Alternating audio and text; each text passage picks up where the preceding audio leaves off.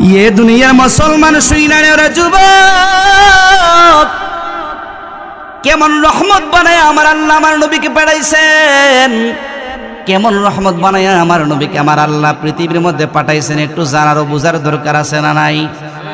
আমার বাবারা, যুবক ভাইয়েরা, আমার নবীকে যখন আল্লাহ রাব্বুল আলামিন পৃথিবীর মধ্যে পাঠিয়েছিলেন, ওই সময়টা খুবই একটা খারাপ সময় ছিল, ওই সময়টা খুবই একটা জঘন্যতম সময় ছিল।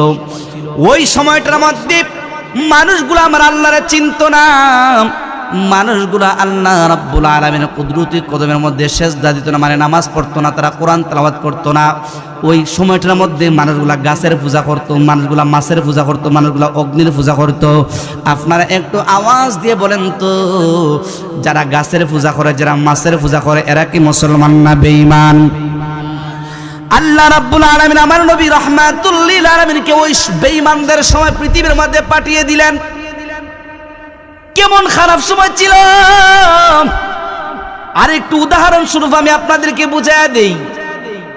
ওই সময়টার মধ্যে কোনো বাবার ঘরে যখন কোনো কন্যা সন্তান জন্ম দিত, তাদেরকে কলঙ্ক মনে করে বাবারাই নিজেরাই নিজের সন্তানকে জীবিত হত্যা করে ফেলতো। বাপরে বাপ, জোরে কোন নাউজুবিল্লাহ। এর চাইতে খারাপ সময় আর থাকতে পারে? পৃথিবীর মধ্যে এখনো কোনো বাবা আছে যারা নিজের সন্তানকে নিজে জবাই করতে পারবে? তাইলে বোঝা গেল ওই সময় যে যুগটা ছিল খুবই একটা খারাপ সময় ছিল, ঠিক কিনা বলেন? অথচ ওই সময়টার মধ্যে আল্লাহ রাব্বুল আলামিন আমার নবীকে পৃথিবীর মধ্যে পাঠাইয়া বলছিলেন, ও নবী, আপনি পৃথিবীর মধ্যে যাবেন গো নবী, শুধুমাত্র পৃথিবীর মধ্যে যাবেন, পৃথিবীর মধ্যে যাইয়া শুধুমাত্র আপনি দ্বীনের দাওয়াত দিবেন, আপনি শুধুমাত্র দ্বীনের দাওয়াত দিয়ে যাবেন। হেদায়েতের মালিক হলাম একমাত্র আমি আল্লাহ। ও বন্ধুরে, আমার নবী রাহমাতুল লিল আলামিন যখন পৃথিবীর মধ্যে আয়েশা যখন বেঈমানদের কাছে দ্বীনের দাওয়াত দেয়, বেঈমানদের কাছে যখন ভালো ভালো কথাগুলো শোনায়, বেঈমানদের কাছে যখন কোরআনের আয়াত যখন পৌঁছায়া দেয়, বেঈমানরা তো আমার নবী রাহমাতুল লিল আলামিনের কথাবার্তা তারা শুনে না, নবীর কথাবার্তা তারা শুনে না। এটা তো একটা কষ্ট আছে। আর উল্টা আমার দয়াল নবী রাহমাতুল লিল আলামিনকে কষ্ট দেয়। চিৎকার মেরে কন্যা নাউজুবিল্লাহ। উদাহরণ স্বরূপ আমি বলি, আপনাদের মসজিদের সম্মানিত ইমাম সাহেব যিনি, উনি যদি মসজিদের ভিতরে সুদের ওয়াজ করে, কিছু কিছু মানুষ আছে খারাপ লাগবে, লাগতো না? লাগবে কি লাগবে না? কেন খারাপ লাগবে? এরা আসলে মূলত সুদখোর। কিন্তু যদিও তারা সুদখোর, কিন্তু তারা হুজুরের কোনো ক্ষতি করতো না। কেন ক্ষতি করতো না? হইব হুজুরে তো ভালো ভালো কথাগুলো তো হইতাছে, হয়তো আমাদের বিরোধিতা করতেছে, আমাদের খারাপ লাগতেছে। যদিও আমাদের খারাপ লাগে, যদিও আমরা মানতে পারতাম না হুজুরের কথাগুলা, হুজুর তো ভালো কথা হইতাছে। সুতরাং যেহেতু হুজুরের ভালো ভালো কথাগুলো হইতাছে, হুজুরের বিরোধিতা করার দরকার নাই, ঠিক না বেঠিক? অথচ বেঈমানের দলেরা আমার নবী রাহমাতুল লিল আলামিনের কথাবার্তা তারা শুনে না, উল্টা আমার দয়াল নবী রাহমাতুল লিল আলামিনকে কষ্ট দেয়। কেমনে কষ্ট দেয় রে যুবক? একটা উদাহরণ স্বরূপ বলি, আমার নবী রাহমাতুল লিল আলামিন যখন সেজদার মধ্যে যখন যায়, বেঈমানের দলেরা আমার নবী রাহমাতুল লিল আলামিনের পিঠ মুবারকের মধ্যে নারী বুড়ি সাফায়া দেয়। জোরে জোরে কন্যা নাউজুবিল্লাহ। কেমন ভাবে কষ্ট দিয়েছে নবীর, একটু চিন্তা করে দেখেন। অথচ নবী রাহমাতুল লিল আলামিনকে যখন বেঈমানের দলেরা কষ্ট দেয়, সাহাবায়ে কেরামরা দেখে কি দেখে না? সাহাবায়ে কেরামরা ডাক দিয়া কই, ইয়া রাসূলুল্লাহ, নবী গো, ও আমার নবী, দয়ার নবী, আপনি তো এদের কাছে ভালো ভালো কথাগুলা শুনান নবী, আপনি তো এদের কাছে ভালো ভালো কথাগুলা বলেন, এরপরেও আপনাকে এরা কষ্ট দেয়।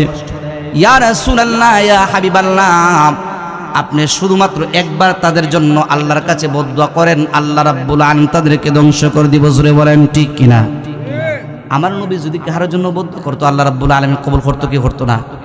খোদার কসম, নবী বদদুয়া কারোর জন্য করে নাই, কিন্তু দোয়া অথবা বদদুয়া যেটাই করুক, সাথে সাথে আল্লাহ রাব্বুল আলামিন কবুল করে নিত, ঠিক না বেঠিক?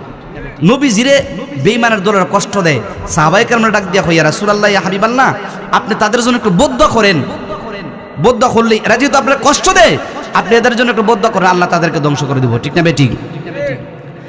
কিন্তু আরেকটা জিনিস লক্ষ্য করে দেখেন, আমার নবী রাহমাতুল লিল আলামিন কেমন রহমতের যুবক।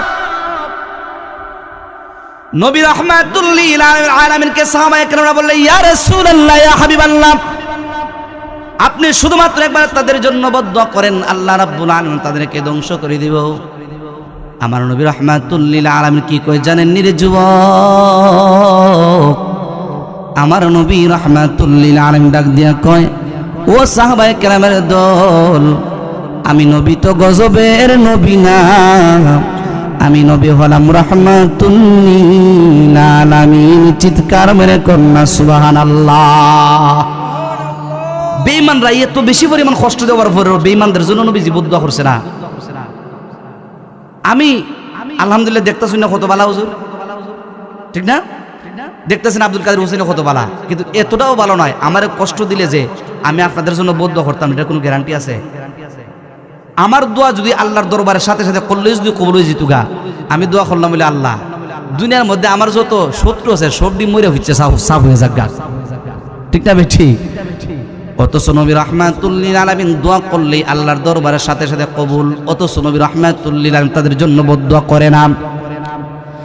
নবী রাহমাতুল লিল আলামিন উহুদের ময়দানে দান্ডার মুবারক শহীদ হয়েছে, রক্তে রঞ্জিত হয়ে নবী রাহমাতুল লিল আলামিন জমিনের মধ্যে পড়ে আছে বেহুশ হয়ে।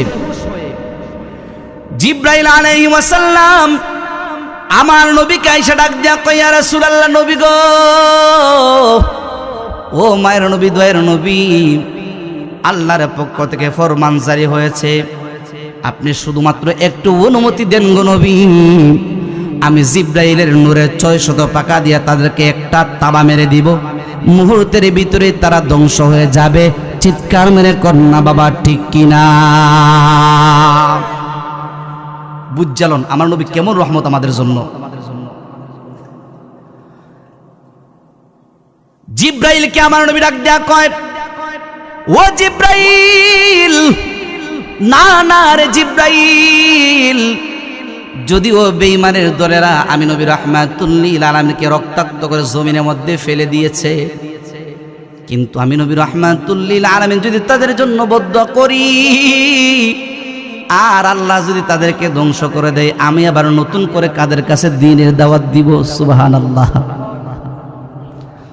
অথচ নবী রাহমাতুল লিল আলামিন কো, জিবরাইল, আমি এদের জন্য বদদুয়া করতে পারি না, কারণ আল্লাহ তো কোরআনের মধ্যে আমাকে আরসালনাকা ইল্লা রাহমাতাল লিল আলামিন বলছেন। আমি নবী রাহমাতুল লিল আলামিন যদি তাদের জন্য বদদুয়া করি আর আল্লাহ যদি তাদেরকে ধ্বংস করে দেয়, এই কোরআনের মধ্যে যে আরসালনাকা ইল্লা রাহমাতাল লিল আলামিন বলছে, এই কথার কোনো তাৎপর্য থাকে না? জোরে বলেন ঠিক কিনা? আমার বাজান, আমার যুবক ভাইয়েরা, আমাদের এলাকার মধ্যে নির্বাচন হয়, আপনাদের এলাকা হয়নি?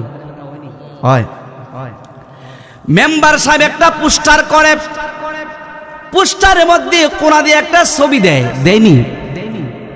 নিচে দিয়ে আর একটা মার্কার ছবি দেয়, মার্কার ছবি দিয়া মেম্বার সাহেবের নামের উপরে দিয়া লেখে জনদরিদ্র গরিবের বন্ধু আছে না নাই?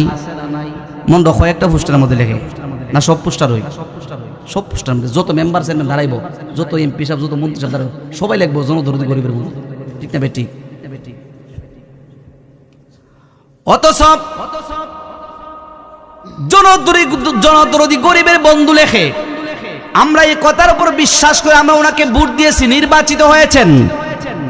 নির্বাচিত হওয়ার পরে যদি দেখা যায় উনি গরিবের কোনো খোঁজখবর লয় না, ওনার চলাফেরা সব শুধু বড় বড় লোকের সঙ্গে, গ্রামের মধ্যে কিছু কিছু মানুষ আছে এরা কইব এই মেম্বারটা বাটফার, কারণ তার লেখার সাথে কাজের কোনো মিল নাই, ঠিক না বে ঠিক? এই জন্য নবী রাহমাতুল লিল আলামিন ডাক দেয়া কয়, ও সাহাবায়ে কেরাম, আমি নবী রাহমাতুল লিল আলামিন তাদের জন্য বদদুয়া করতে পারি না, কারণ আল্লাহ রাব্বুল আলামিন তো আমাকে আরসালনাকা ইল্লা রাহমাতাল লিল আলামিন বলছে। আমি যদি তাদের জন্য বদদুয়া করি তাহলে এই কথার তো কোনো তাৎপর্য থাকে না। এই জন্য আমি নবী রাহমাতুল লিল আলামিনকে তারা যত প্রকার আঘাত করুক, আমি নবী রাহমাতুল লিল আলামিন আমি নবী রাহমাতুল লিল আলামিন আঘাতের পর আঘাত সহ্য করব, এরপরও আমি নবী রাহমাতুল লিল আলামিন তাদের জন্য বদ্ধ করতে পারবো না। চিৎকার মেরে কোন সুবহানাল্লাহ।